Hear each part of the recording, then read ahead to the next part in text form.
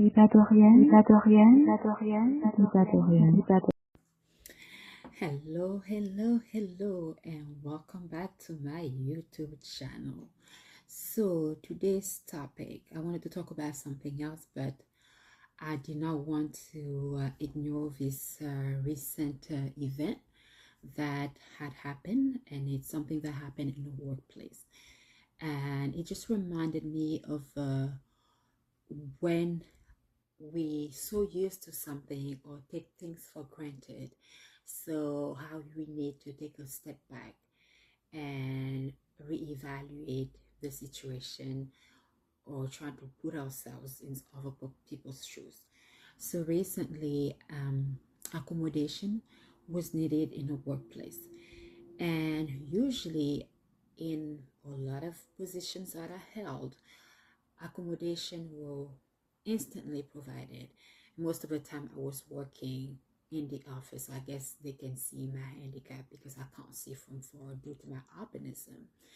And a lot of companies will just provide me with bigger screens, or give me a little bit extra time for certain things. But most of the time it was more of providing me with a bigger screen. So yes, if you see behind, I have my laptop and a bigger screen, so that way I'm able to do what I do without no worries.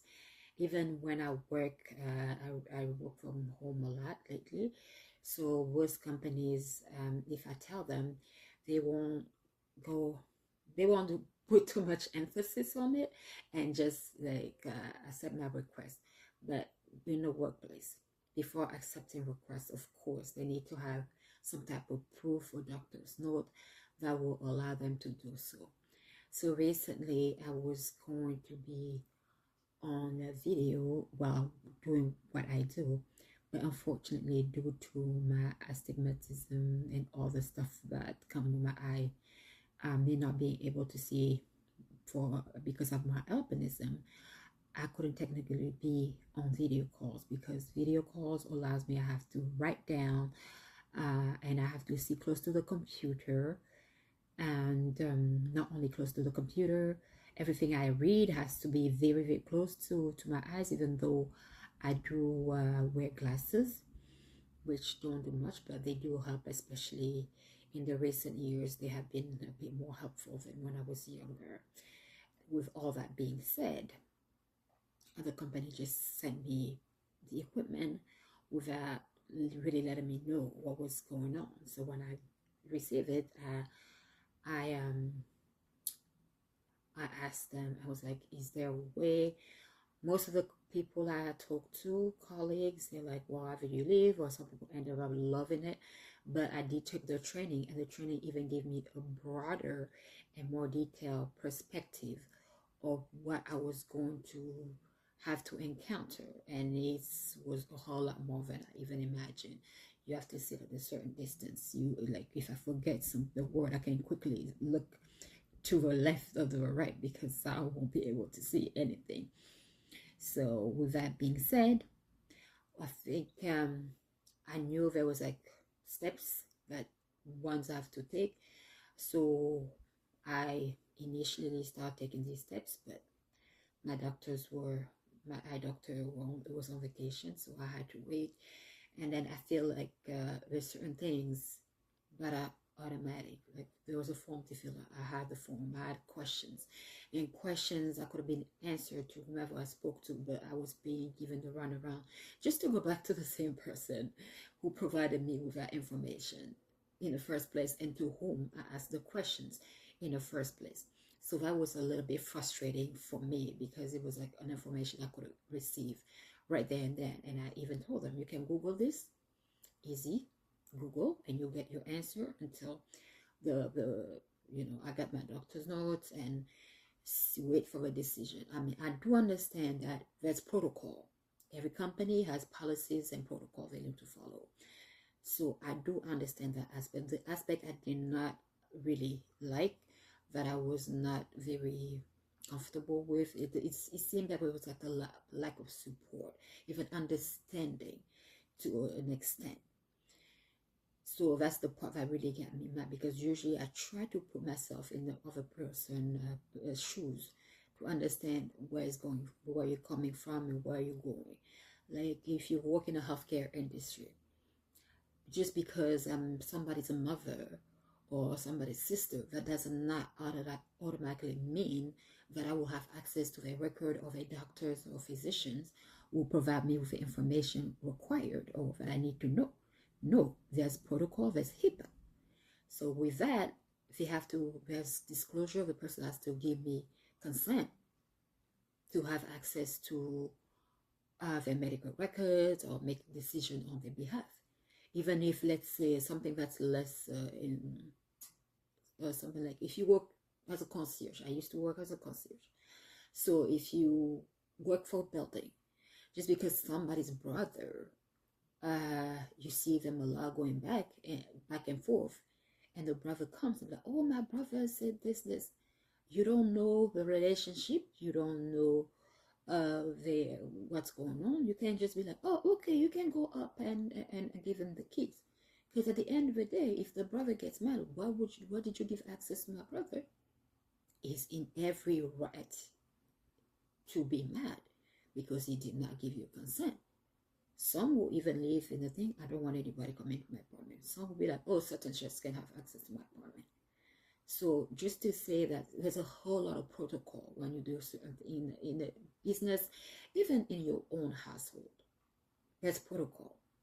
If you have children, you expect them to do homework. You expect them to be respectful. So we need to adhere by those rules and regulations, whether we like it or not. Sometimes those things are implied, and sometimes they are written in black and white.